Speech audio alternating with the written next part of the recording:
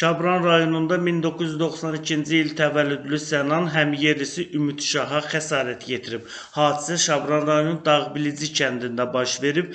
Sənan kənddə yerləşən əkin sahəsində Ümid Şah ilə aralarında sonuncunun onun sahəsinə malqarasını salmasına görə yaranmış mübahisə zamanı dalaşıb. Bu zaman Sənan Ümid Şahın baş nahiyəsinə əvvəl yumruqla, sonra isə ağac parçası ilə vurub.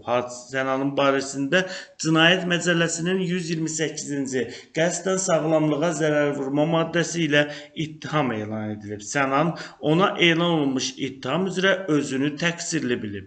İfadəsində göstərib ki, hadisə günü günorta saat 14:00-da valideynləri ilə birlikdə özlərinə məxsus Şabran rayonunun Xəlifələr kəndinin ərazisində yerləşən əkin sahəsinə kartof əkdikləri yerə baxmaq üçün gediblər.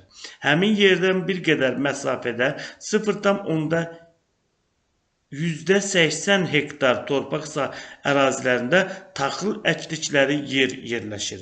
Buna görə də mən, anam və atam ilə birlikdə əkdiyimiz kartof ərazisinə baxarkən həmin yerdən bir qədər məsafədə olan taxıl əkdiyimiz yerə tərəf uzaqdan baxdım. Uzaqdan tanımadığım şəxslərə aid malqaranın bizə məxsus əkin sahələrində gördüm. Buna görə də həmin yerə getdim və malqaranı həmin yerdən uzaqlaşdırdım. Bu vaxt bir nəfər şəxsin sərxoş halda olduğum yerə nalayiq ifadələr səsləndirərək gəldiyini gördüm. Həmin şəxsdən niyə söyüş söydüyünü soruşdum. Həmin şəxs malqarasını niyə həmin yerdən qovduğumu deyərək üstümə hücum çəkdi. Mən də ona cavab olaraq malqarasının əkin sahəmizə girdiyini, buna görə də malqaranı həmin ərazidən qovduğumu dedim. Buna görə də aramızda mübahisə yarandı. Mübahisə zamanı adını sonradan öyrəndiyim Ümid Şah mənə yaxınlaşaraq yaxamdan dartdı, əynimdə olan köynəyimi cırdı. Mən ona xəbərdarlıq etdim, mənim buraxmasını tələb etdim. Bu vaxt Ümid Şah mənə yumruq zərbəsi atdı, sifətimin sol tərəfindən, sol gözümün altından yumruqla vurdu. Məni boğmağa başladı. Buna görə də aramızda əlbəyaxa dava yarandı. Bu vaxt Ümid Şahın tanışı da bizə yaxınlaşdı, aramıza girdi. Həmin şəxs Ümid Şaha kömək edən kimi məni arxaya itələməyə çalışdı. Bu vaxt valideynlərim bizə yaxınlaşdı və bizi aralamağa çalışdı, deyə təqsirləndirilən şəxs ifadəsində göstərib. Zərər çəkmiş Ümid Şahın sözlərinə görə həmkəndlisi Naiblə özlərinə məxsus malqaranı kənddə yerləşən örüş yerinə aparıblar. Malqaranı örüş yerinə çatdırdıqdan sonra Naiblə həmin yerdə süfrə açaraq çörək yeməyə başladıq. Özlərimiz ilə gətirdiyimiz bir şüşə 500 qramlıq spirtli içkidən bir qədərini içdik. Sonra ayağa qalxaraq malqaranı bir yerə cəmləməyə getdim. Bu vaxt uzaqdan sonradan adını mənə Sənan kimi məlum olan şəxsin nalayiq ifadələr işlədərək bizə tərəf gəldiyini gördüm. Sənandan niyə görə belə dediyini soruşdum. Sənan cavab olaraq güya mənim malqaramın onun taxıl sahəsinə girdiyini dedi. Bu vaxt Sənana yalan danışmamasını söylədim. Həmin anda qəflətən Sənan sinə nahiyəmdən yumruqla vuraraq məni yerə yıxdı. Mən ayağa qalxaraq özümü birtəhər müdafiə etmək istəyərkən Sənan əlinə aldığı ağac parçası ilə baş nahiyəmdən, sonra bədənimin müxtəlif yerlərindən zərbələr vurdum. Mən yenə yerə yıxdı. Bu vaxt sol çiyin və sol kürək nahiyəmdən zərbələr vurdu. Hadisə vaxtı həmkəndlim Naib olduğumuz yerə gələrək münaqişəyə müdaxilə etdi. Məni həmin yerdən uzaqlaşdırdı. Bir qədər sonra əvvəllər yaşadığım evə getdim, lakin ağrı hissimə görə taksi ilə Şabran rayon mərkəzi xəstəxanasına yollandım. Orada mənə ilkin tibbi yardım göstərildikdən sonra bir təhər özümə gəldim deyə zərər çəkmiş ifadəsində göstərib. Bu cinayət işinə Şabran rayon məhkəməsində baxılıb, məhkəmədə məlum olub ki, təqsirləndirilən şəxs zərər çəkənlə barışıq əldə edib. Zərər çəkmiş ona qarşı şikayətini geri götürüb. Bu səbəbdən Sənanın barəsində olan cinayət təqibinə xitam verilib, o cinayət məsuliyyətindən azad edilib.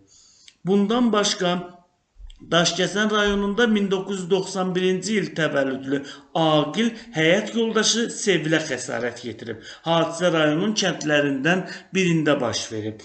Aqil bircə yaşadıkları evin həyətində həyat yoldaşı Sevil ilə mübahisə edib. Mübahisə zamanı Sevilin ağız nahiyəsindən, həmçinin bədəninin müxtəlif nahiyələrindən yumruqla vurub, nəticədə ona müxtəlif dərəcəli xəsarətlər yetirib.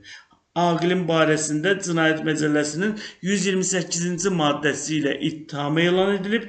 İttihama münasibət bildirən Aqil ona elan olunmuş ittiham üzrə özünü təqsirli bilib. İfadəsində göstərib ki, ailəsi ilə birlikdə Daşkəsən rayonunda yaşayır.